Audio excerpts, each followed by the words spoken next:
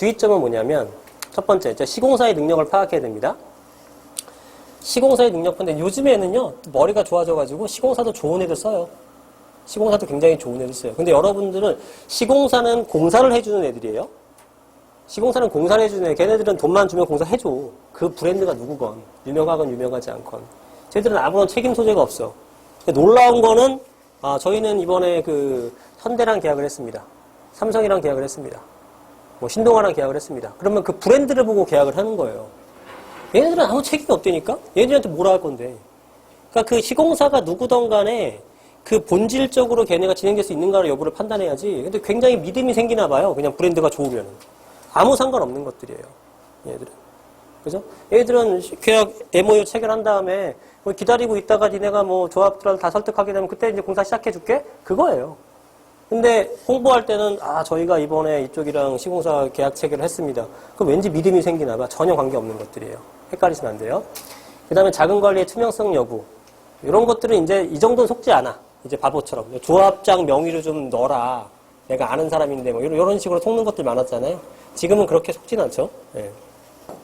그 다음에 조합원 자격 여부. 자, 보세요. 아까 조합원 되기 위해서는 어떻게 됐냐. 조합원 인가 신청에서부터 입주 때까지 한 채, 85제곱미터 한 채를 유지를 해야 된다 그랬죠. 엄청나게 긴 시간 동안. 그래서 조합원 자격 여부를, 조합원 자격 유지하기가 어렵고, 그 다음에 어렵기 때문에 대부분의 여러분들이 가도요, 이 조합원이 못 되는 거예요. 의미가 없는 건데, 여러분들이 가잖아요? 여기 계신 분들 모두가 다 가도 다 받아줘, 일단. 주택이 5채인 사람들 다 받는다니까, 일단은 조합원들. 나중에 그거 하기 전에 일단 뭐 정리해서 팔면 돼요. 뭐 이상한 소리 하면서 다 받아줘요. 조합원 숫자를 늘려. 허수죠, 허수. 여러분도 이런 거 속지. 우리 조합원이 지금 83% 모였어요. 되게 좋은가 보다. 다 뻥인데, 그 숫자가. 그죠? 그런 식으로 모았는데, 우리 15% 모였으면 안 하겠지, 여러분들. 불안해서. 근데 85% 모였으면 또 한단 말이야. 본질은 똑같은데. 본중심리 같은 것들. 그래서 얘네들은 일단은 다 받아줍니다. 일단 다 받아줘요. 추후 보완 형태로 가입하는 거죠. 그러면 조합원 수가 엄청나게 많게 느껴져. 다 가짜 수인데. 네. 이런 방식. 그 다음에 이게 제일 중요해요. 사실 이것만 봐도 돼. 토지가 매입이 됐느냐 여부. 토지 매입이 됐느냐. 지금 여기서 여러분들한테 싸게 줄 수 있었던 이유는 뭐냐면 조정법처럼 복잡한 절차를 거치지 않고 간단한 절차를 통해서 거기서부터 수익을 얻는 것들을 여러분한테 주겠다는 형태입니다. 그러면 계획대로 가야지만 그게 가능한 거예요. 계획대로 안 가게 되고 입주가 지연되거나 문제가 생겨서 늦어지게 되면은 당연히 금융비용이라든가 기타 비용들이 증가하겠죠. 그거 누가 냅니까? 다 여러분들이 내는 거예요. 조합원들이. 당연히 가격은 높아지게 되겠죠. 그래서 추가 분담금 문제가 발생할 가능성이 있는데 내가 볼 때 추가 분담금만 발생해서 되기라도 하게 되면 굉장히 성공적인 겁니다. 지역주택조합에서는. 안 되는 게 태반이죠. 왜냐하면 토지 매입이 안 돼 있기 때문에. 토지 매입이. 그래서 이게 왜 토지 매입이 안 되는지, 재개발하고 왜 틀린지를 설명드릴게요. 재개발이 왜 틀린지. 재개발은 쉽게 되고 지역주택조합은 왜 이렇게 쉽게 안 되는지.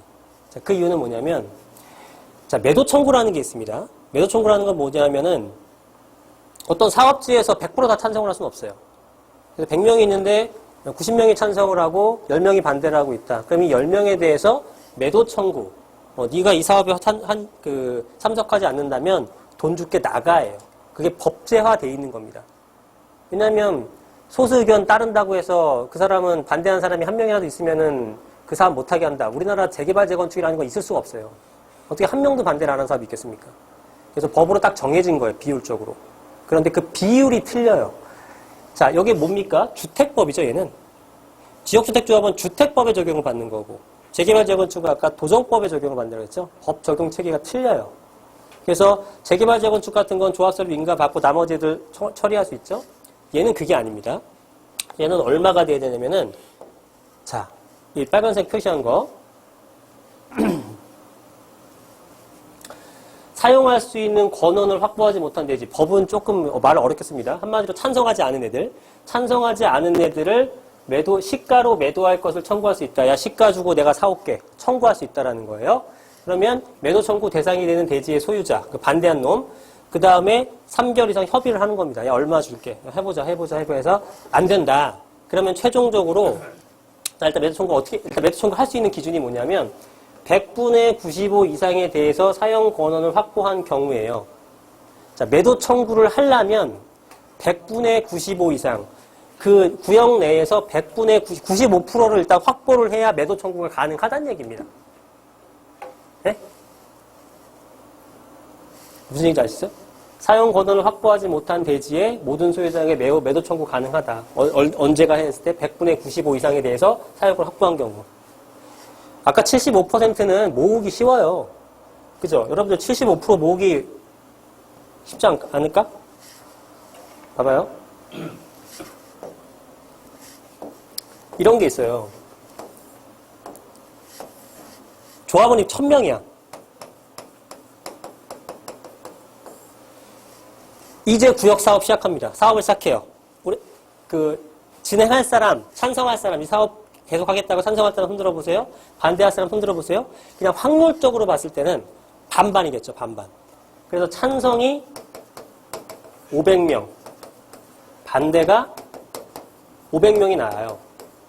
그죠? 그러면 추진이 설립되겠지. 쉽게. 그죠? 501명 정도 되면 되잖아. 한 명만 해석하면 되잖아. 그러고 나서 이제부터는 뭐 하는 거냐면 얘네들을 이쪽으로 끌어와야지만 사업이 진행되는 거예요. 앞으로는. 그래서 0에서 50% 만드는 건 일도 아니지. 그냥 투표 첫날 하는 순간 이렇게 나오니까. 그렇잖아요. 그래서 그 다음번에는 반대자들 중에서도 종류가 있겠죠. 난 잘 몰라서 반대 일단 해봤어요가 뭐 3분의 1. 어? 나는 그냥 내가 이제 왔다 갔다 해요. 찬성할 것도 있고 반대도 있고 잘 모르겠다. 난 약간 반대는 하지만 강한 반대는 아니다. 그래서 약한 반대자가 있을 거예요. 그냥 한번 막 써보는 겁니다. 여기 한 3분의 1. 그 다음에 나 무조건 안 해. 강한 반대가 있어요. 네. 이게 3분의 1. 이렇게 있을 수 있단 말이에요. 그러면 비율로 따지면은 한 17% 정도 되겠죠? 이 정도? 17%, 16% 이렇게 해보자. 50% 맞지? 오케이. 그러면은 이제 모름 같은 애들을 그냥 끌어오는 거예요. 이 중에 15개를 끌어왔어. 15%를. 그럼 150명 갖고 왔죠? 그 다음에 약한 반대 중에서 한 10% 정도를 끌어왔어. 100명. 그럼 어떻게 돼요? 750이 되죠. 750이면 75%죠. 조합 설립 만들죠. 나머지 어떻게? 법으로 처리. 간단해. 근데 이거를 95%를 만들어야 되는 거야. 지역주택조합은. 95% 만들려면은 죽어나는 거죠. 똑같이 지금까지 75%를 만들었어요.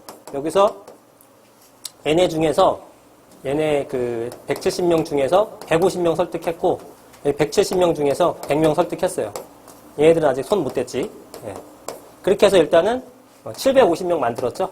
750명. 그럼 여기서 200명 더 끌어와야 되는 거예요. 200명. 200명 더 끌어와야 되는데 끌어올 애들이 없어. 일단 얘네들을 어떻게든 설득해갖고 다 끌어왔다 치자고요. 그러면 90명 추가되죠. 90명. 70명, 20명. 그러면 840명 되는 거야. 우리의 목표는 얼마다? 950명. 남은 게 몇 명이다? 우리의 목표는 110명 남은 거야. 110명을 어디서 끌어와야 돼요? 얘네한테 끌어와야 되잖아. 그러면은 이 강한 반대자들이 아이고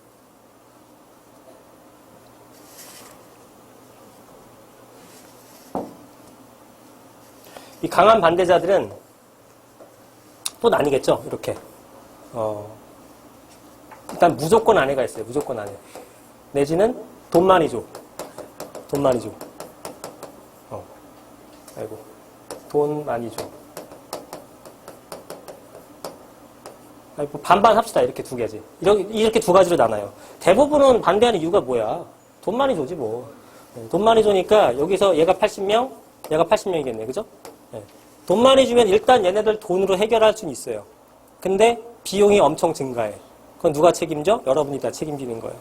그래서 일단은 처음에 그 조합위원 추진에서 설명했었던 그 가격대로 여러분들이 받을 공사는 거의 없다. 사례를 본 적이 없는 것 같아요. 수십 년간. 네. 당연히 안 되지. 돈 많이 줘가 하나도 없어야 되는데. 그죠? 네. 그러니까 이거를 다 끌어왔다 치자. 돈 많이 들여서라도.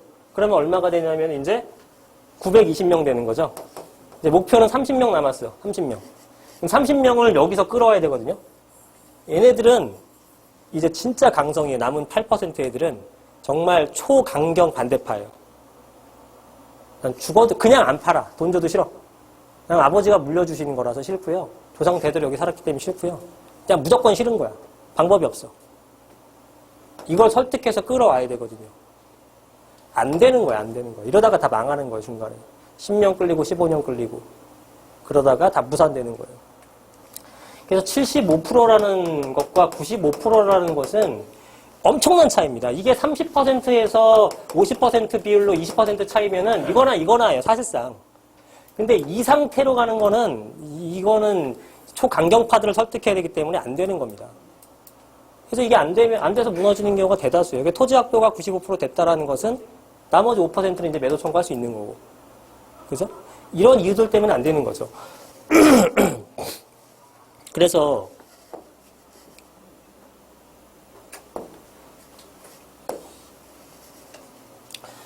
일단 100분의 95가 확보가 되지 않는 그러한 지역주택조합은 안 하는 게 낫겠다. 그럼 하는 거는 반대로 뭐냐면은 사용권을 확보한 토지예요.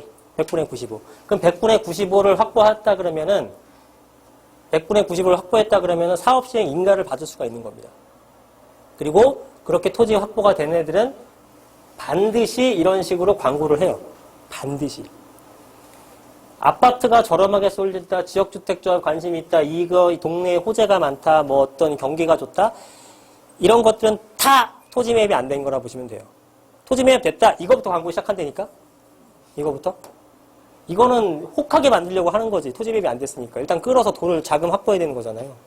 지역주택조합이 어떤 식으로 운영이 되는 거냐면 그 사람들은 돈을 하나도 안 냅니다. 조합의 운영 주체들은. 자, 무슨 얘기냐면은 누군가 와서 어떤 이런 해당 지역이 있어요. 되게 좋은 지역이야. 좋은 지역이야. 성수동이야, 성수동. 좋지. 네, 성수동인데 이렇게 단독주택 지역 같은 데다가 이렇게 막 지역주택조합 한다고 플랜카드 막 붙여놔요. 그리고 막 자기네들이 지도에다가 이렇게 그림 그려놔. 건축사 하나 시켜가지고. 할 수 있죠, 얼마든지. 네, 여러분들 보면 또 진짜 같잖아. 될 것 같거든? 그래서 이 사람들은 여러분 플랜카드 붙여놓고 CG로 만들어서 도면 몇 개 만들어서 자료 만드는 거고 몇 푼 듭니까? 안 들어요. 그래놓고 이 사람들은 이제 어떻게? 여러분들한테 돈 받기 시작하는 거야. 그죠? 어떻게 보면은 약간 그 가상화폐 비슷하네, 생각해보니. 그죠? 그런 걸 여러분들 1억 받고, 뭐 얼마 받고, 여기가 동네가 주변에 한 20억 정도 하는데 지금 지금 살 때 5억이면 되고 분담금 하더라도 여러분들은 뭐 7, 8억 얻어갈 수 있다. 이렇게 홍보할 거 아니겠습니까? 그죠? 그러면은 이제 이 돈들을 다 모아서 돈이 왕창 모여. 200억, 300억, 400억 모이잖아요. 그 돈을 모은 거 갖고 여기에 작업을 이제 시작하는 거예요. 땅 매입하고, 여기 조합원들 설득하고. 그죠? 조합원 설득해서. 그러니까 이 사람들은 뭐야? 실패해도 돈 손해볼 거 하나도 없고. 성공하면은 초대박 나는 거고. 무일푼 시작해도 수백억 벌 거 아니야, 지들은. 그쵸? 자. 이런 구조라고 보시면 됩니다. 하다 보니까 너무 세게 얘기한 것 같은데, 하여튼 지역주택조합이 이런 위험성이 있다라는 거예요. 네, 그래서 좀 조심할 필요가 있고요. 그리고,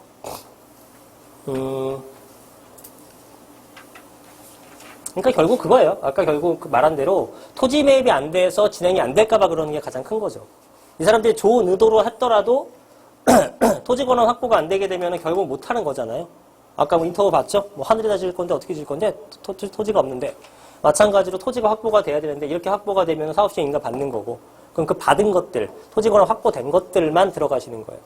가격이 올랐다 하더라도 아까 말씀드렸지만 사업시행 인가 받고 부시고 오르는 과정에서도 많이 올라. 안전하게 그거 먹고 나오는 거예요. 안 될 거 갖고 10년씩 15년씩 하다가 손해보고 나오지 마시고. 자, 여러분들이 지금 1억을 냈어요. 예를 들어 1억을 냈다. 그럼 이 중에서 3천만 원은 여러분들 소송해도 못 받는 돈이에요. 왜냐하면 1억에 넣고 3천만 원 뭐냐면은 이거는 계약금 중에 조합 운영비라는 항목으로 계약서 작성을 아예 합니다. 한번 가서 심심하면 가서 구경 한번 해보세요. 계약서 한번 들이밀어 해보라고 했어요. 조합 운영비라는 게 있어요. 이건 말 그대로 조합 운영할 때 쓰는 돈이에요. 그냥 못 받아. 법적으로 못 받아. 조합 운영비로 쓰라고 했잖아. 달라. 썼다. 끝.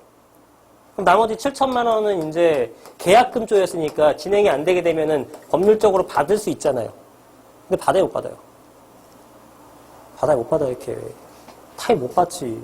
돈이 있나 걔네가. 배째라지. 네? 배째라는데 어떻게 받아? 이거 날리는 거예요. 하지 마세요. 네, 안 됩니다. 하는 것들은 아까처럼 확보가 된 것들만 하시면 된다. 네. 그러니까 여기서는 이제 어렵다고 보시면 됩니다. 자, 그래서 이렇게 토지 매입이 끝났다라는 것들만 관심을 가지시면 된다. 자, 그 다음에 다시 재개발로 돌아옵니다. 자, 재개발에 대한 사업성 분석을 이제 해볼게요. 일단 여러분 이거 아십니까? 재개발, 그 다음에 뉴타운, 그 다음에 재정비 촉진지구. 요거에 대한 차이점. 차이점이 뭐죠? 다 똑같아 보이죠? 재개발은 그냥 소규모의 개발이라고 생각하시면 돼요. 소규모의 개발. 그런데 뉴타운이라는 것은 이렇게 소규모로 개발했을 때 나타나는 문제점이 생겨요. 이렇게 개발하고 이렇게 개발하고 이렇게 개발해. 이 동네가 지저분한데 그러면은 나머지 중간에 있는 애들, 이렇게 중간에 있는 애들은 어떻게 되겠습니까? 여전히 지저분하겠죠. 우리 단지는 깨끗한데 나가보면 할렘가야. 그런 거 많거든요. 그런 것들을 방지하기 위해서 전체를 다 여기를 재개발 구역으로 지정해 준 게 뉴타운입니다. 그래서 도로를 이렇게 내고 공원을 만들고 학교를 만들고 아파트도 짓고 해서 전체가 다 예뻐지는 거죠. 그래서 재개발의 확장판이라고 생각하시면 됩니다. 네. 뉴타운이나 재촉지구 같은 것들은 거의 비슷한 개념이 있는데 정확하게 법률적인 용어로는 이제 재정비 촉진지구라는 말이 정확한 거예요. 뉴타운이라는 표현이 없어요. 원래는. 네. 근데 그냥 뭐 우리는 편의를 위해서 뉴타운이라고 계속 표현을 할 겁니다. 이해가 쉬우시니까. 그 다음에 예상 감정가와 실제 감정가에 대해서 제가 아까 설명드렸죠. 예상 감정가랑 실제 감정가랑 어떤 게 더 높을까요? 예상 감정가 높은 거예요. 그 뜻은 뭐냐면 감정가가 나중에 추가 분담금이 상승할 수 있다는 얘기예요. 더 설명 안 해도 되죠? 이해되시죠? 자, 이런 건 왜 그렇게 이런 현상이 생기냐면은 여러분들이 어떤 그 재개발 구역으로 갑니다. 이 재개발 구역으로 갔는데 중개업자, 거기 현지에 계신 중개업자분들한테 소개를 받아야 되잖아요. 그럼 그 현지에 있는 중개업자분들은 거래를 성사시키기 위해서 여러분들한테 좋게 보이려고 포장을 당연히 합니다. 그걸 뭐라 그럴 수는 없어요. 당연한 거고. 포장을 하는데 거기서 여러분들이 싸게 느껴지게끔 말씀을 하셔야겠죠. 네, 그래서 금액이 5억짜리예요. 이 5억짜리인데 아파트가 어느 아파트에서 5억짜리면은 이게 싼지 비싼지 뻔히 알아. 실거래가 들어가 보면 되고 다른 거 호가 물어보면 뻔히 알거든요. 근데 여기선 그게 없어요. 다 개별성이 강한 물건이고 얼마짜리인지 알 수도 없어요. 그리고 얘가 감정 금액이 얼마 나올지도 여전히 알지 못해. 그러니까 이게 천차만별인 거예요. 감정가 금액 자체가. 그래서 5억짜리인데 감정가가 얼마 나올지 모르니까 2억 정도 나올 겁니다 라고 브리핑을 하는 것보다 3억 정도 나올 겁니다 라고 브리핑을 하는 게 여러분들한테 더 설득이 잘 되죠. 그죠? 그러니까 이거는 여기 계신 분들을 욕할 수는 없어요. 모든 부동산이 그래. 그리고 세상이 그렇지 않은 또 그런 그 자영업자가 어디 있습니까? 다 자기 상품 좋게 보이려고 하는 거지. 그래서 여러분들 그걸 인식을 하고 가자는 얘기예요. 그분들은 뭐라 할 게 아니라. 네. 그래서 이분이 한 3억 정도 나올 거라고 예상을 했다. 그러면 2억 5천 정도 나오겠구나. 이러고 그냥 편하게 생각하는 겁니다. 나중에 이렇게 해갖고 뭐 10억 정도, 8억 정도 조합원 분양가 주면은요, 5억 정도 분담금 생각하시면 돼요. 그러면 이제 10억 정도 구입하시는 거네요. 근데 요게 일반 분양가는 11억에 하고요. 나중에 15억 갈 거니까 5억 버실 거예요. 이런 식의 브리핑이잖아요. 그죠? 근데 조합원 분양가가 8억이 아니라 9억이 될 수 있고 3억이 아니라 2억이 될 수 있더라. 그죠? 그래서 나는 5억 주고 5억 해서 10억에 구입한 게 아니라 9억짜리 받는데 2억 줬으니까 분담금이 얼마다? 7억이다. 그래서 7억, 5억 해서 10억이 아니라 12억을 얻게 되는 거죠. 그리고 이게 15억 갈지 어떻게 알아? 그죠? 14억 갈 수도 있는 거죠? 그래서 5억 먹을 게 아니라 2억만 먹는구나. 그냥 이렇게 편하게 생각하고 들어가자 이거예요. 네. 그래서 보편적으로, 근데 가격은 사실은 제가 봤을 때는 이 가격은 사실 아무도 예측 못해요. 입주할 때 가격은. 그리고 놀랍게도 저는 사실 서울 경기권을 전체적으로 다 이렇게 분석을 하고요. 그 해당 지역의 부동산들은 그 지역만 좀 분석을 하시잖아요. 되게 높게 안 봅니다. 생각보다는. 네, 그래서 여기서 뭐 15억 정도 보는데 제가 볼 때는 내가 볼 때는 한 17억 정도 보이는데 이건 좀 낮게 보는 경향들이 있어요. 근데 감정가 금액은 굉장히 높게 평가를 하십니다. 네, 네, 그런 게 있어요. 그래서 예상 감정가가 항상 높으니 내가 생각했던 추가 분담금이 더 나올 수 있다는 것을 알고 여유 있게 가자. 그 얘기 하는 거고요. 그래서 이렇게 재개발 구역에서 적절한 매물을 찾아내는 방법은 여러분들이 공부를 저처럼 하시면 돼요. 근데 그게 사실 불가능하죠. 각종 그 다른 업들을 하시면서 할 수가 없잖아요. 그럴 때는 방법이 없죠. 이럴 때는 최대한 발품 많이 파는 수밖에 없습니다. 여러분들은. 발품을 최대한 많이 파세요. 그래서 똑같은 매물 A라는 매물이 있어요. A라는 매물이 있는데 어디 가면은 5억 불러요. 근데 뒷블럭 부동산 가니까 4억 8천 불러요. 조금 건너서 길 건너서 가보니까 5억 1천 불러요. 틀려. 신기하죠? 틀려. 그래서 그런 것도 있고 아닌 것도 있는데 그런 것들이 간혹 있더라. 최대한 발품을 많이 찾아내 보시고 그 다음에 이 사람 의견 저 사람 의견을 받아서 평균치를 내야 그나마 조금이라도 정확한 통계 자료가 나옵니다. 또 긍정적으로 보시는 분한테 가게 되면 되게 좋다라고 보는 거고 되게 나쁘게 보시는 분도 있어요. 나쁘다기보다는 좀 더 현실적으로 보는 거고 좀 더 안전하게 보는 투자자도 그 중개업소도 있겠죠. 네, 그런 분들 의견도 들어보고 그래서 평균 어느 정도 대충 내가 수익이 나겠다라는 걸 알고 들어가시는 게 좋겠죠. 네, 여러분들이 저도 이런 거죠. 예를 들어 부동산이 아니라 뭐 중고차를 사러 갔다 아니면은 차를 고치러 갔다라고 했다면 이게 부품이 얼마고 공인비가 얼마고 뭐 얼마고 이렇게 했는데 내가 어떻게 합니까? 그걸 모르잖아요. 그쪽 분야가 아닌데 내가. 그러니까 이게 금액이 딱 나왔을 때 이게 적절한지 아닌지 판단이 안 된단 말이죠. 판단할 수 있는 방법은 이걸 내가 공부해? 못해. 여러분들처럼. 못하니까 이거를 여러 군데 비교를 하는 거예요. 그럼 얘는 100원 나왔고 얘는 90원 나왔고 얘는 110원 나왔다. 그럼 얘한테 가면 되지. 그죠? 이 방법이 제일 좋은 거죠. 현재로서는.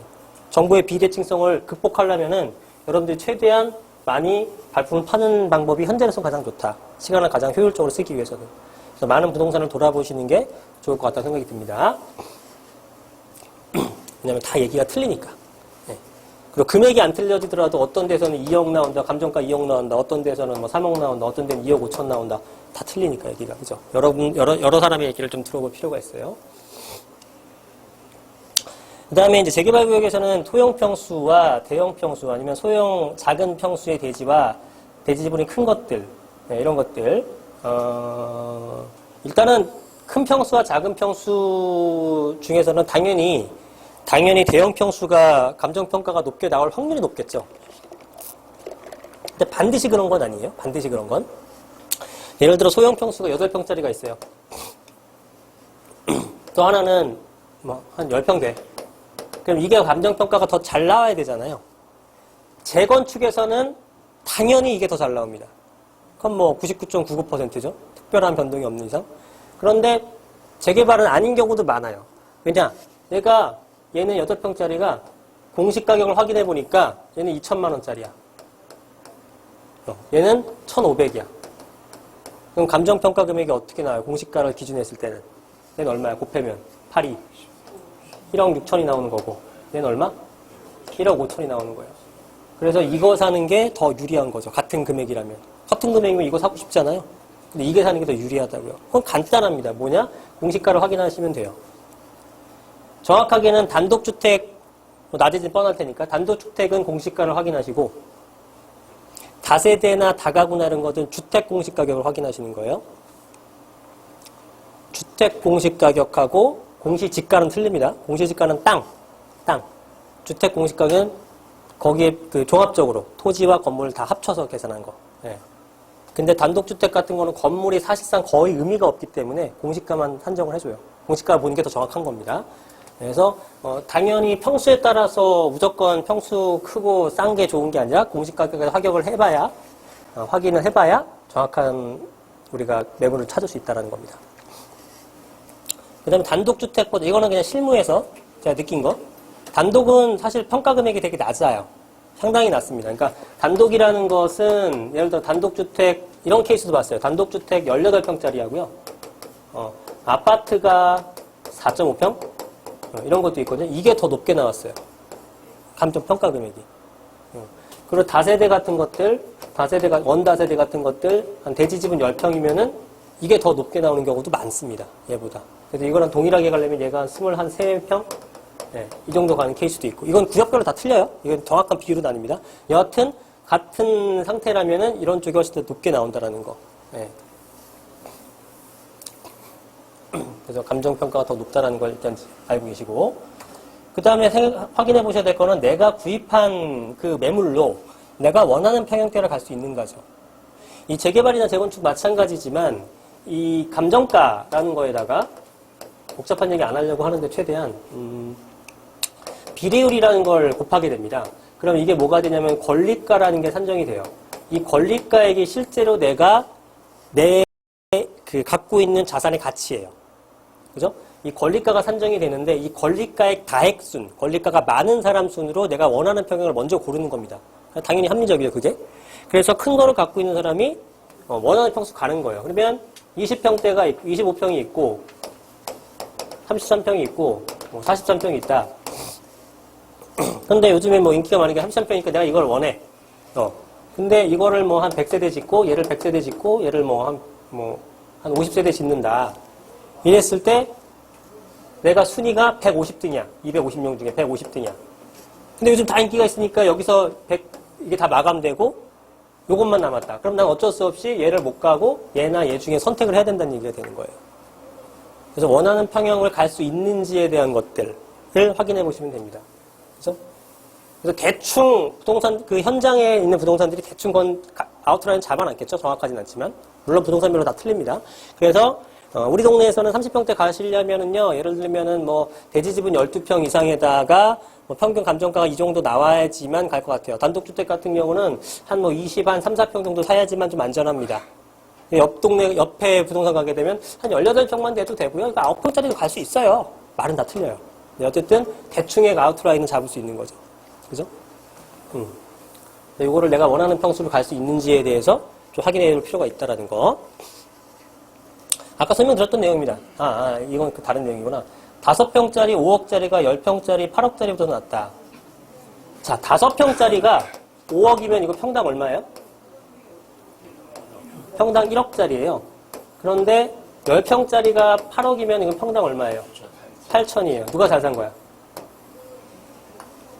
누가 잘 샀어요? 10평짜리가 잘 산 것 같죠? 근데 실제로는 5평대가 잘 산 거예요. 왜 그런지 아시겠어요? 아시면 넘어가고. 모르겠어요? 자, 보세요. 이거는, 일단 5평짜리가 5억이고요. 그 다음에 10평짜리가 8억이었어요. 그래서 얘는 평당 8천만 원에 구입을 했고, 얘는 1억에 구입했어요. 그러니까 싸게 산 애가 잘 산 것 같지만 실제로는 그렇지 않다. 왜? 자, 일단은, 얘랑 둘 다 33평을 배정받을 수 있을 그런 상품들이에요. 근데 얘가 어떻게 설명해야 제일 쉬울까? 그림을 그려볼게요. 5평을 샀어요. 이렇게 5평을 샀죠. 얘는 10평을 샀어요. 하나, 둘, 셋, 넷, 다섯, 여섯, 일곱, 여덟, 아홉. 이렇게 돼 있는데 내가 5평짜리를 5억에 샀으면은 감정가가 5억 이상 나올까요? 5억 이하로 나올까요? 보편적으로. 당연히 이하로 나오겠죠? 마이너스 P로 파는 사람은 없겠죠? P를 붙여서 팔았을 거야, 매도자가. 그래서 이거는 감정 금액이 얼마가 나오냐면은, 평당 4천. 그러면은 평당 4천이면 얼마예요? 2억이네요. 그죠? 네. 그럼 평당 4천. 나는 1억 주고, 이거 1억인데, 1억 주고 산 게 아니라 4천만 원 정도씩만 내가 실제로 권리가 상정됐고, 나머지 애들은 뭡니까? 위에 있는 애들은 뭐예요? 요게 다 P값이에요. 그죠? P값을 주고 산 거야. 그죠? 자, 얘는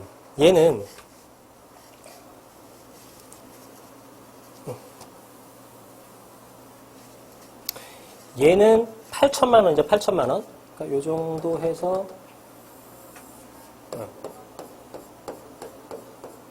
8천만 원이고 그 중에 절반 똑같이 평당 4천이니까 얼마? 얘는 4억을 받은 거죠?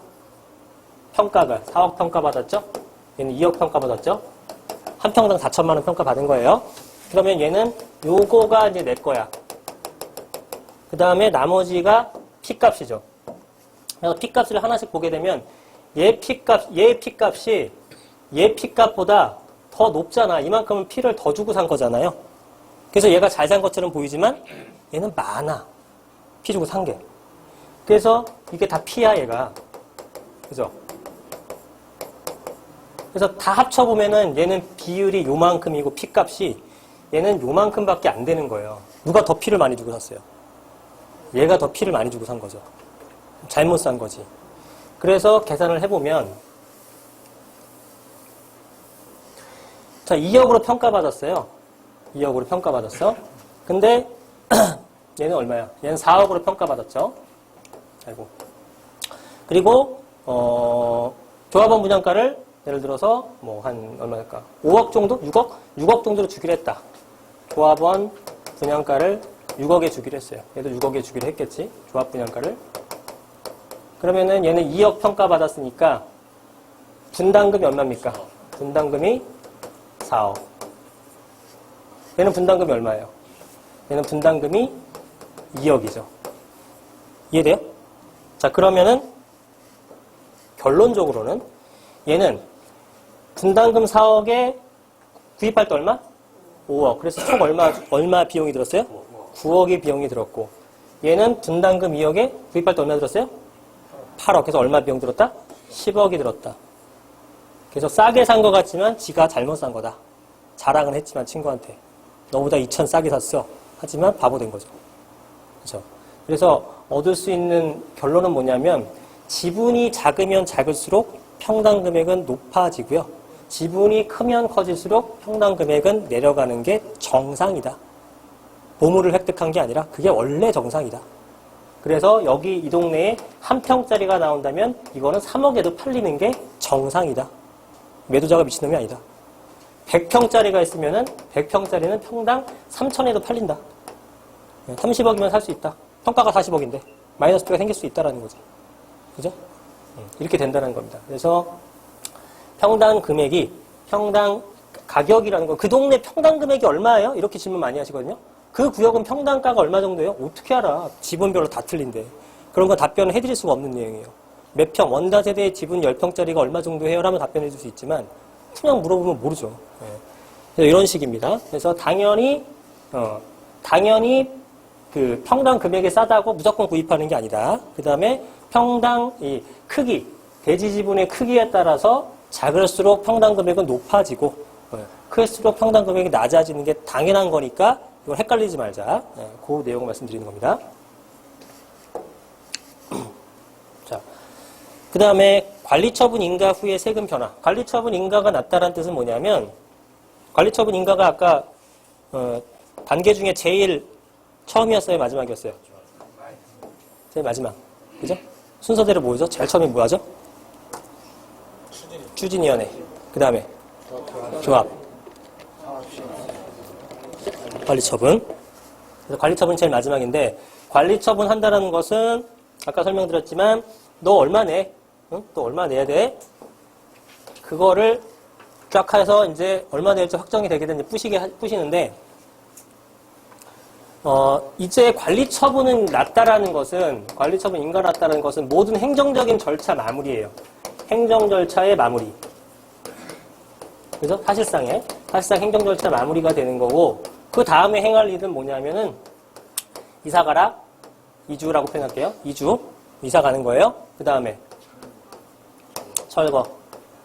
그 다음에 착공. 입주죠. 그래서 이주를 하고 철거를 하고 이렇게 되면은 이제 그 위에 건물이 있어요, 없어요? 없는 거야. 그 여러분들 주택 살 때는 6억 미만은 세금 얼마 내요? 취득세금. 1.1% 내죠? 주택은요? 주택이란다. 토지는요? 4.6% 되는 거예요. 그래서 관리처분 인가를 받은 다음부터는 4.6으로 바뀝니다, 세금이. 봐봐요. 근데 제가 이거를 현장을 가서 또 확인해 보니까 또 실무적으로 왕창 틀려요, 또. 자, 이런 케이스가 되게 많습니다. 되게 웃긴데. 그러니까 우리도 아직도 행정적으로 정리할 게 되게 많아요. 관리처분 인가가 낮다라는 뜻은 법에는 이렇게 돼 있어요. 법에는 관리처분 인가가 나면은요, 그 다음부터는 세금상 4.6으로 토지로 보는 거예요. 취득세. 관리처분 인가 났다. 그 전날 샀으면은 1.1% 살 수 있는데, 그 다음날 가면은 금액은 똑같은데 4.6, 금액은 올랐겠지. 근데 금액이 이제 세금도 4.6으로 더 내야 되는 거예요. 그죠? 그런데 이게 다 틀려요. 어느 구역이냐, 어느 지역이냐에 따라 틀려 또, 신기한 게. 그래서, 어디는 관리처분 인가가 나서 바로 4.6으로 바뀌는 데가 있고요. 어떤 데는 그냥 1.5로 받아주는 데가 있어요. 그럼 언제 바뀌어요? 물어봤더니 철거해야 바뀌어요. 실제로 보였을 때 없어지면 그때 바뀌는 구역이 있고요. 어디는 이주비를 지급했냐 안 했냐에 따라서 4.6이냐 1.1이라도 있고요. 진짜예요. 이거 다. 사례가 다 있는 거예요. 그 다음에 어떤 거는 전기를 끊었냐 안 끊었냐. 전기를 끊었으면 사람 안 산다고 해서 그때부터 없는 걸로 보고 4.6, 1.1 되는 데도 있고요. 또 하나 있었는데. 하여튼 그렇습니다. 내용들이. 그래서 그 구역마다 약간씩 틀려요. 웃기는 건. 일괄적이지가 않아요. 근데 법적인 측면에서는 관리처분 인가가 나게 되면 세금이 변할 수 있다라는 거. 그 부분을 알아두시기 바랍니다. 그럼 사업성이 좋은 구역은 무조건 구입하는 것이 좋겠냐? 어떨까요? 사업성 좋은 구역. 사업성이 좋다라는 건 조합원이 적다라는 거예요? 많다라는 거예요? 조합원이 적은 거예요. 조합원이 적은 게 사업성이 좋은 겁니다. 사업성이 좋기 위해서는 조합원들이 돈을 많이 벌어야 되죠. 조합원들이 돈을 많이 벌어야지만 분담금을 적게 내는 거거든요. 네, 그러면 돈을 많이 벌기 위해서는 일반 분양을 많이 해야 돼, 적게 해야 돼? 많이 해야죠. 그럼 지어질 세대수는 뻔한데 일반 분양을 많이 하려면 조합원이 적어야겠죠. 그래서 이러한 구역이 있어요. 4명 살아. 이러한 똑같은 크기의 구역이 있는데 여기는 16명이 살아. 사업성이 어디가 좋아요? A, B 중에. 네, A 구역이 훨씬 더 좋은 겁니다. 그러면 이 A, B 구역 중에 A 구역을 사는 게 정답이겠느냐? 이걸 여쭤본 거예요. 이론적으로는 맞죠? 그죠? 이론적으로는 맞는데 어떤 걸 제가 설명드리려고 하냐면 실무적으로 보니까 이러한 A 구역은 속도가 거의 나질 않습니다. 왜냐하면 일단 커다란 주택을 갖고 있는 거잖아요. 여기서 월세도 받아먹고 내가 살기도 하고 되게 좀 만족스럽게 생활하고 있는 사람들이죠. 근데 이거를 주고 나서 아파트한테 딸랑 받는데 물론 분담금은 안 내겠지만 싫은 거야. 월세도 못 받고. 그죠? 그래서 큰 건물들이 있거나 상가 건물들 이거 다 반대를 많이 하시잖아요. 그죠? 그래서 커다란 건물들만 있는 이러한 사업성 좋은 구역이 뭐 몇 군데 있습니다. 서울에도 상당히 많아요. 초기에는 2000년대 중후반대에는 이런 것들이 거래가 잘 됐었어요. 그 금액도 안 비쌌거든. 근데 결론적으로 그렇게 투자한 사람들이 거의 다 실패를 했어요. 왜냐하면 그렇게 되는 사업지 중에서 진행된 것들이 거의 없더라. 재개발이. 그런데 반면에 이런 것들은 사업성은 분명 떨어집니다.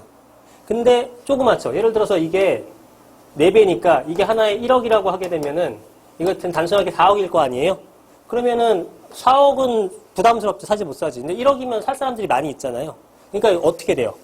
손바뀜이 많이 일어나는 거예요.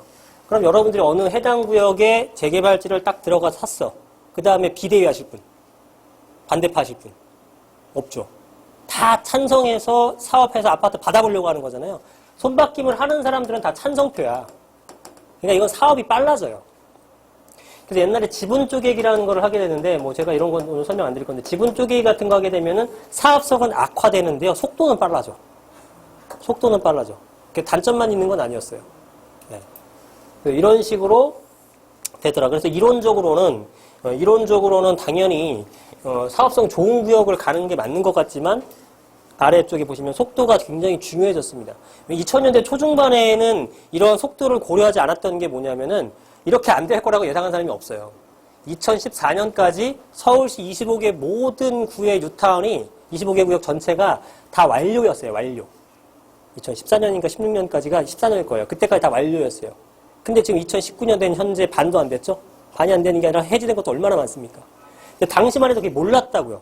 당연히 그냥 되는 줄 알았어요. 정부 사업처럼. 근데 정부 주도하는 사업이 아니라 본인들이 마음에 들어서 하는 사업이잖아요. 당연히 안 될 수 있는 거지. 근데 그때는 그런 학습이 없었어요. 여러분들도 재개발 2000년대 초반에, 중간에는 아무것도 몰랐을 거예요. 네. 재개발이라는 용어가 나온 것도 사실은 이명박 시장 때부터 나온 거죠. 어떻게 보면. 그 전부터 있었지만. 일반에게 퍼진 것들은. 그러니까 그때는 막 샀다고요. 사업성만 좋으면 다 되는 줄 알고. 근데 그게 아니더라. 지금은 속도도 굉장히 중요하고 아까 말씀드렸던 그 진행 과정 상에서 나타나는 것들을 잘 파악하셔야 된다 이겁니다. 아주 기본적인 내용들만 정리를 한 거예요. 이해는 되시는데 집에 가시면서 다 까먹겠죠. 그죠? 네. 또 영상을 또 돌려보시고 하셔서 몇 가지만 이해하셔도 필요한 거 몇 가지만 이해하셔도 정말 몇천만 원 수익 낼 수 있어요. 진짜로. 자, 그 다음에 이건 재개발이었고요. 그 다음에 재건축에서 제가 이거 하고 나서 시간이 되게 되면 시뮬레이션 한번 해보려고 그랬는데 시간은 안 될 것 같긴 하네요. 자, 이번에는 대지지분. 사업성, 재건축도 사업성 분석할 거는 많은데 그 중에서 제일 중요한 거는 뭐냐면 대지지분입니다. 대지지분이에요. 이거는 아까 재개발처럼 복잡하지도 않아요. 뭐 뻔하니까. 대지지분 뻔하지 뭐. 다 동일한 평가 금액을 받는 거니까 많을수록 좋은 거죠. 여기서는. 많을수록 좋다. 그 다음에 재건축 단지별 현재 용적률을 확인해라. 현재 용적률. 자, 현재 용적률은 높은 게 좋을까, 낮은 게 좋을까, 어떤 게 좋을까? 네, 현재 용적률은 낮은 게 좋아요. 그러면은, 나중에 우리가 받아야 될 용적률은 낮은 게 좋아, 높은 게 좋아? 높은 게 좋아. 그죠? 그래서 현재 용적률은 낮은 게 좋더라. 그리고 또 한 가지 살펴볼 것들이 단지별로 현재 용도 지역을 확인해라는 거예요. 용도 지역은 뭐냐면, 1종이냐, 2종이냐, 3종이냐, 상업지냐, 중공업지냐, 준주거지냐 이런 거 있죠. 그런 걸 얘기하는 겁니다. 이걸 왜 확인해야 되냐면 내가 현재 용적률이 100%예요. 현재, 맨날 헷갈리니까 현재 용적률이 100%다. 또 하나는 150%다. 120%다. 그럼 어떤 걸 A, B 중에 어떤 걸 선택해야 돼요? A죠. 현재 용적률 낮은 거. 근데 반드시 그렇진 않다는 거죠. 왜냐하면 얘는 2종이고 얘는 3종이야. 그러면은 서울시 조례는 얘가 2종은 200%고요. 얘는 250%예요. 그럼 얘는 늘어나는 게 130%고 얘는 늘어나는 게 100%죠. 얘가 더 좋은 거란 말이죠. 그래서 용적률만 볼 게 아니라 용도 지역을 확인해라는 겁니다. 대부분은 2종 내지 3종이에요. 근데 간혹 1종도 있고요. 간혹 준주거도 있고요. 간혹 상업지도 있습니다. 네, 98%는 2종 내지 3종인데 이렇게 되는 거예요. 그러면은 1종 주거지가 있고 2종 주거지가 있고 3종 주거지, 전용 주거지, 상업지가 있다. 어떤 게 제일 좋아요? 상업지가 제일 좋겠죠. 용적률 제일 높은 게 좋은 거잖아. 그죠? 그럼 상업지에 있는 아파트를 사는 게 맞다죠. 그게 어디죠? 여의도예요. 3년 전에 샀으면 한 3년 기간 동안에 한 15억 오른 곳도 있어요. 3년 동안 15억 오른 아파트도 있어. 네. 어마어마하죠? 그게 그때부터 알려졌어요. 사람들이. 16년도부터. 그 전까지 상업지에 있다는 것도 몰랐지 뭐. 자, 그래서 그 내용이고요. 이해 안 되시는 거 없을 거고요. 그 다음에 조건이 동일하다면, 모든 조건이 동일하다면 지분당 가격이 저렴한 것을 구입한, 당연하겠죠? 이 대지지분을 얘기하는 겁니다. 뒤에서 한번 해드릴게요. 지도 보면서 설명을 해야겠다. 위치에 따른 보정을 가해야 된다. 한 지역에서 단지별 가격이 편차가 있다면 저렴한 건. 자, 9번부터 볼게요. 9번은 여러분들이 대지지분을 일단 확인해야 되죠. 확인하는 가장 간단한 방법은 등기부등본을 띄는 겁니다. 등기부등본은 대법원 인터넷 사이트에 들어가시면 나오는데 돈을 내야 돼요. 싫죠? 그래서 서울시 같은 경우는 서울시 부동산 정보 광장이라는 데를 들어가시면 그냥 나오고요. 경기도는 경기도 부동산 포털이라는 데 가시면은 대지지분이 대부분은 나와 있습니다. 타 지역은 제가 잘 모르겠어요. 네. 서울시나 경기도는 이런 식으로 들어가서 보면은 그냥 뭐 클릭 몇 번만으로 그 아파트 대지지분을 확인할 수 있어요. 자, 그러면 6, 7, 8번에 대해 설명을 해볼게요. 조건이 동일하다면 지분당 가격이 저렴한 것을 구입해라. 위치에 따른 보정을 가해줘라. 단지별 가격에 편차가 있다면 저렴한 걸 상승한다. 요거는 제가 지도를 보면서 설명을 드리긴 해야겠네요. 지도를 보려면 잠깐만 어떻게 해야 되냐?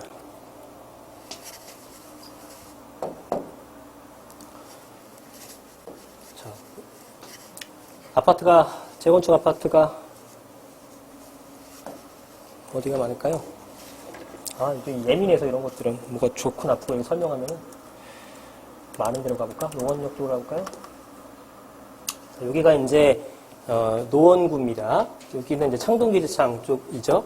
여기는 한 25,000세대 되는 택지개발지구라서 엄청나게 많은 그런 그 재건축 단지들이 있어요.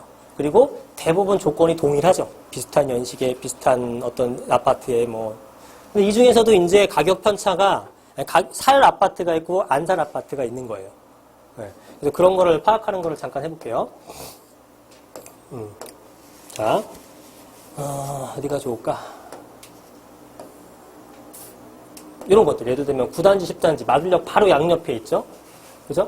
바로 양옆에 있으니까 조건이 비슷해 보이죠? 9단지가 88년도 2800세대. 얘는 88년도 2650세대. 거의 비슷하네요. 그죠?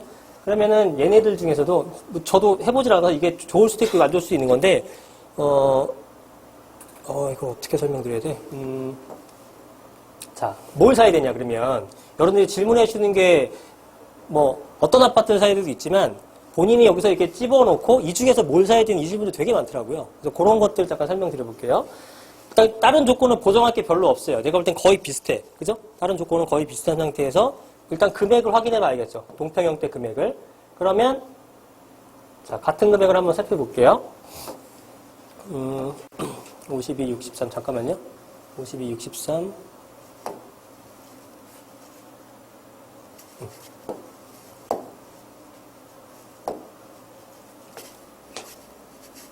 52, 60, 63이고 얘는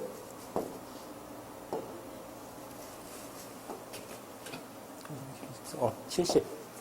그럼 70이 이제 똑같은 게 동일한 거니까 일단 살펴봅니다. 매매가를 봤을 때 얘는 3억 7천, 7,500, 9천, 8천, 6천, 4억 9천, 3억 7,500, 한 3억 7, 8천, 3억 7,500 정도로 해볼게요. 머릿속으로 기억해 주세요. 9단지가 3억 7,500이에요. 10단지는 그래도 70이 있었죠? 70을 보게 되면은 얘는 좀 높아요. 4억 5천, 4억 1천, 1층 같은 거 빼고 4억 3천, 4억 4천, 4억 3천 봐야겠다. 그죠? 얘는 4억 3천이에요. 그러면은 자, 일단 금액을 따져봤을 때 어디가 용적률이 더 낮을까요, 현재? 10단지가 낮겠죠? 네. 10단지가 더 낮을 겁니다. 결국은 지분이 얘가 좀 더 크겠네요. 그죠? 근데 일단 이런 거예요. 지금 금액이 분명히 다른데 지분은 또 거의 비슷한 케이스도 있고요. 약간 다른 케이스. 그렇게 나오게 되면 되게 쉬운 거죠, 투자하기가. 여기는 그렇지 어떨지는 모르겠습니다. 자, 그래서 상계주공 9단지가 요 정도. 그러면 자, 그러면 한번 해볼게요.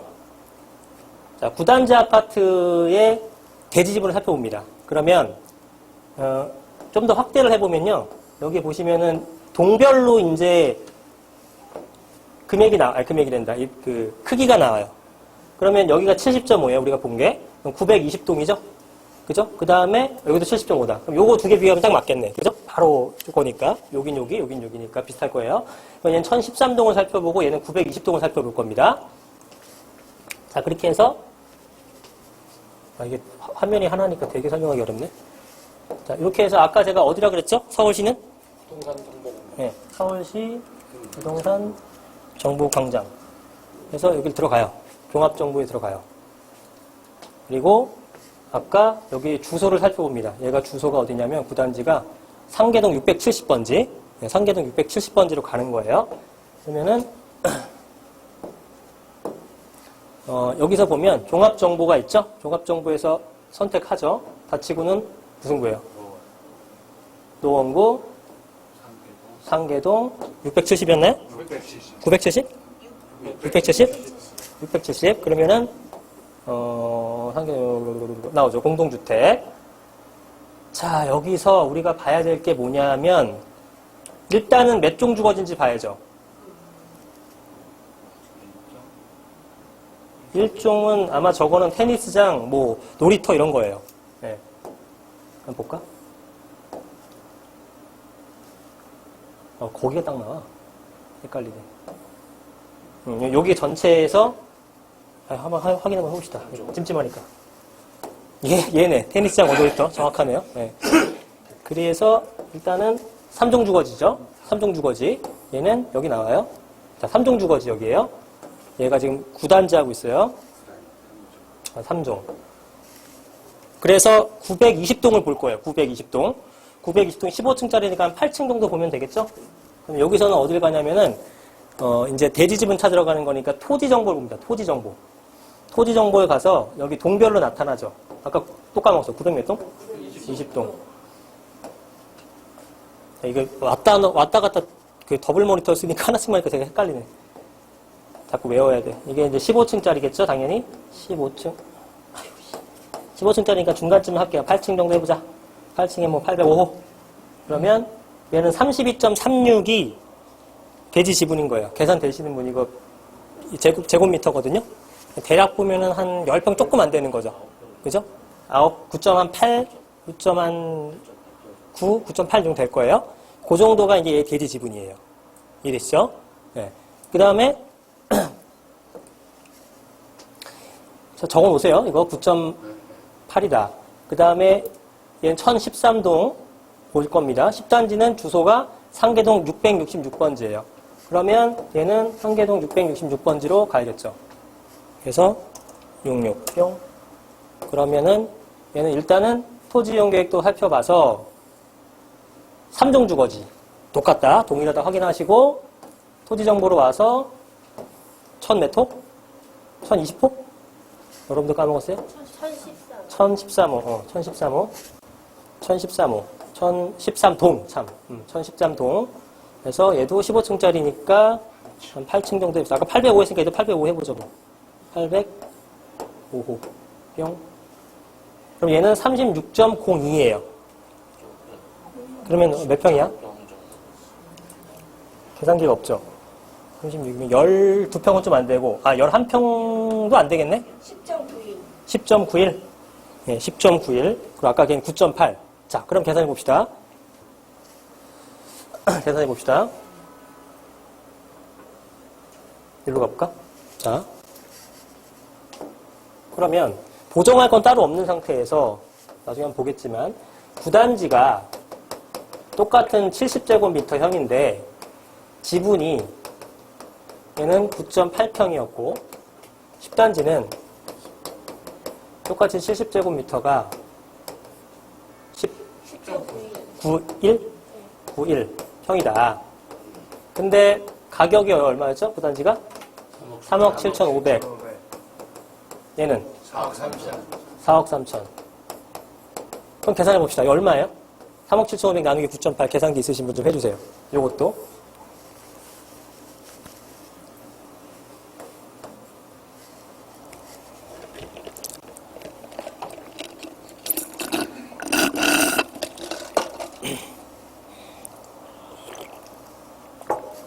없어요, 계산기? 저 뒤에 실장님 계산기 좀 갖다 주세요. 3,826만 원. 3,826만 26만 원. 원. 평당? 예, 예. 그 다음에 얘는요? 4억 3천. 3,941만 원. 3,941만 원. 3,941만 원, 3,826만 원. 이렇게 나오는 거예요? 10단지 3,941만. 차이가 크진 않네, 그죠? 10단지가 여기 없고, 9단지가 여기 없고. 3,941만 원. 상계동 특성은 10단지가 차량기지가 가깝다고 좀. 그렇죠. 사랑기지가 바로 아래에 있으니까. 네. 대신에 10단지가 또 어떤 차이점이 있냐면 9단지랑 10단지랑 매매가가 지금 거의 한 5천 이상 차이 나잖아요. 전세는 비슷할 거라고 또. 네, 그렇죠. 그러면 얘가 5천 더 들어가는 거예요. 그거에 대한 기회비용도 보정 원래는 또 해줘야 돼요. 그럼 얘네들 같은 경우는 지금 비슷하게 형성은 된 거예요. 비슷하게. 예. 그래서 이런 식으로 따져보게 되면은 뭐 할 것들은 더 있지만 따져보게 되면은 천차만별입니다. 되게 비슷한 게 한 2,800서부터 이게 지금 많이 올랐죠, 평당가가. 이제 제가 재작년에 한번 이쪽을 한번 조사해 본 적이 있는데 3,800까지, 3,580까지 있었어요. 비슷한 것들이. 그럼 그때는 무조건 이런 거 사는 게 유리한 거예요. 그죠? 비슷했을 때 지분당 가격을 따져보면은.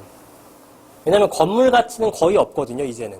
건물은 사실상 거의 의미가 없는 거예요. 감가상각 다 됐다고 생각하고 남은 건 지분밖에 없는데 지분당 가격을 따져봤을 때 좀 저렴한 게 나타난다. 그럼 그거를 먼저 매입을 하시면 돼요. 그러면은 당연히 이게 이렇게 떨어지는 것이 아니라 얘가 높은 쪽으로 올라가게 되겠죠. 그죠? 네. 3억 7,500에 9.8평. 그래서 그런 식으로 좀 보정을 해주면서 찾아가는 거예요. 물론 지금은 오래 안 걸렸잖아요. 네. 자기가 마음에 드는 것들 찾아가지고 돈 드는 것도 아니니까 몇 개만 해보게 되면은 좀 찾기가 쉽다라는 거죠.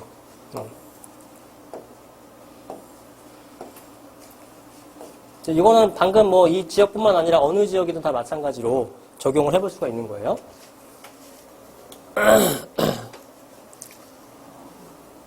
자, 그래서 이제 그런 내용들을 좀 확인하시고 이런 사이트 같은 것들은 들어가시면 굉장히 정보들이 많이 있습니다. 무료로 볼 수 있는 정보들이. 그래서 한번 확인해 보시게 되면은 된다. 이게 작년하고 재작년하고 그 재작년 하고 했을 때보다 계속 뭐라 그럴까요? 이 정보들이 퍼지면서 되게 그 시장이 많이 반영을 해요. 그러니까 무슨 뜻이냐면 제가 이런 걸 한 3년 전부터 강의를 했는데 그때는 되게 먹을 게 많았다니까요. 막 가격이 지맘대로 해요. 지금은 많이 이렇게 점점 좁혀지고 있죠. 정보가 알려지다 보니까 대중화되다 보니까. 네. 이런 것들 확인하시게 되면은 지금 당연히 이제 그럼 그때 좀 비대칭됐었던 거 저렴한 거 구입하셨던 것들은 당연히 많이 먹었겠죠. 그런 분들은. 네. 아직도 남아 있으니까 이런 것들 좀 활용하셔서 네. 돈 드는 거 아니니까 이런 걸로 단돈 1,000만 원만 벌어도 어딥니까? 1시간 투자해서. 네. 그렇게 활용하시면 된다는 거죠. 내용은 이렇게 제가 마무리할 겁니다. 자, 그래서 우리가 이제 재개발이나 재건축 같은 것들이 뭐 지금 여러 가지 규제도 있고 하지만 궁극적으로 서울에 있는 재개발 재건축은 상승을 할 수밖에 없어요. 얘네가 상승을 안 해주게 되면 다른 아파트들도 올라갈 수가 없죠, 사실상. 그래서 장기적으로 가져가야 될 필요가 있는 거고, 장기적으로.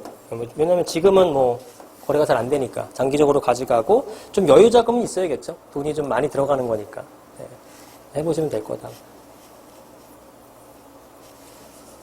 그 내용이 좀 어려운 부분도 있고 한데 이해가 안 가시는 건 다시 한번 보시고 하시면 유튜브 영상이 올라가니까 보시면은 좀 이해가 되실 거예요. 그래서 이거를 오늘 배웠던 것 중에 몇 가지 팁만 사용하셔도 아마 수익 여러분들 진짜 투자를 하실 때는 뭐 상당히 경제적인 이득으로 직자로 가져가실 거예요. 그래서 제가 이런 재개발 재건축 컨설팅 해줄 때는 비용을 좀 많이 받거든요. 한 300, 500 정도 받는데 그거 해드리게 되면은 여러분들 2,000만 원씩 이익 봐요, 진짜로. 예, 분석하게 되면. 그러니까 전혀 뭐 아까우실 필요 없고 저도 뭐 받는 데 있어서 전혀 뭐 저런 그런 게 없습니다. 예, 적게 받는 상태 오히려. 컨설팅 비용 같은 것들. 저는 이제 거기 있는 매물을 다 분석을 하나씩 하죠. 순서를 만들어줍니다. 어디가 좋다, 어느 물건이 좋다, 어느 물건이 좋다. 그래서 남아있는 것 중에 제일 좋은 물건 해드리죠. 여러분들은 여기서 그냥 중간 거 산다고 가정에 쓰게 되면은 한 2, 3천만 원 더 비싸게 사시는 꼴이 되는 거예요. 예. 뭐, 하여튼. 근데 오늘 알려드린 내용들은 아주 일부만 알려드린 거긴 하지만, 예, 이런 것들을 활용하시면 될 것 같고, 저는 이제 이거를 전 다 수치화했거든요. 학교와의 거리, 역세권과의 거리, 19, 87, 6543이 점수, 대지지분 점수, 뭐 점수, 가격 고정해서 최종 점수가 가장 높은 거, 이런 거부터 해드리면 되죠. 그죠? 예. 근데 여러분들한테 그렇게까지는 사실 못하고, 지금 알려드린 몇 가지만 활용하셔서 투자를 하시더라도, 실제 투자하실 때는 다만 어느 정도의 수익은 생길 수 있지 않을까. 예. 이런 걸 무료로 해드리잖아. 얼마나 좋아. 그죠? 예. 딴 데 가서 다 돈 받고 해요. 예. 진짜로. 예. 그렇습니다. 그래서 오늘 재개발, 재건축에 관련된 내용을 말씀드렸고요. 그 다음에 오늘 뭐 재개발, 재건축이 아니라 뭐 일반 소액 투자 빌라 내지는 자기 갖고 있는 자산에 대한 포트폴리오 상담 뭐 이런 것들 원하시는 분들은 밖에 인포먼트 얘기하시게 되면은 저희 상담원들이 상담을 해드릴 겁니다. 그리고 다음 주가 구정이죠. 목요일 날 구정은 아닌데 뭐 다음 주는 일단은 세미나를 쉬고 그 다음 주에 진행을 할 거예요. 아마도 리모델링에 관련된 얘기를 할 겁니다. 리모델링이 내년 3월달 내지 4월달 정도에 내력벽 철거에 대해서 허가가 나올 거예요. 아마도. 그래서 그렇게 되게 되면 한 번 더 들썩일 수 있겠죠. 재건축 주춤한 상황에서 리모델링에 관한 얘기가 나오면 리모델링에 관련된 세미나를 아마도 진행할 예정입니다. 네, 그래서 그 관심 있으신 분들은 다다음 주 목요일 날 오시면 되겠습니다. 자, 오늘 2시간 동안 수고 많으셨습니다.